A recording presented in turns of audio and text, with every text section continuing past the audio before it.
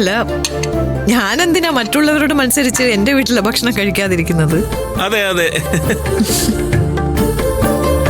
Daddy വന്ന് നിർബന്ധിച്ചിട്ടൊന്നുമല്ല, അതിനു മുമ്പേ ഞാൻ തീരുമാനം എടുത്തതാ.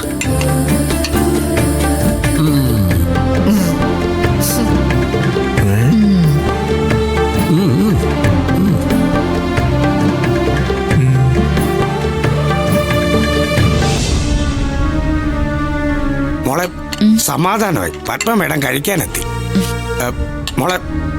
മോളെ ഇതുകൊണ്ട് ഒന്ന് കൊടുത്തേ. വേണ്ട രാജേട്ടാ, എന്നെ കണ്ട പത്മ മേഡത്തിന് ഇഷ്ടാവില്ല. പിന്നെ ഞാൻ എന്തിനാ ഭക്ഷണം കൊടുക്കുന്നത്? രാജേട്ടൻ തന്നെ കൊണ്ടുപോയി കൊടുക്ക.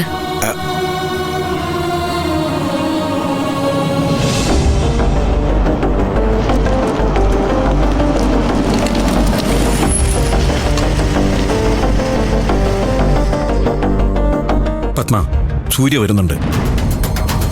താമരത്തെ ടെൻഷനൊന്നും ആവരുത്. ഞാൻ എന്തിനാ ടെൻഷൻ ആവുന്നത്? ഞാൻ ഇരിക്കുന്ന എന്റെ വീട്ടിലാ. അതെ.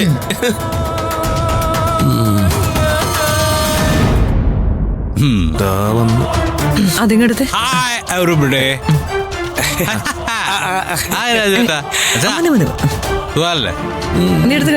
എല്ലാവർക്കും സുഖല്ലേ? നീ ഭക്ഷണം കഴിക്കുന്നില്ലേ? കഴിച്ചോ. ഈ ഒരുപാട് വലിയ ആളുകളുമായിട്ടിരുന്ന് ഭക്ഷണം കഴിച്ചാലേ ഇറങ്ങില്ല. നന്ദനെ, ശരി ആന്റി.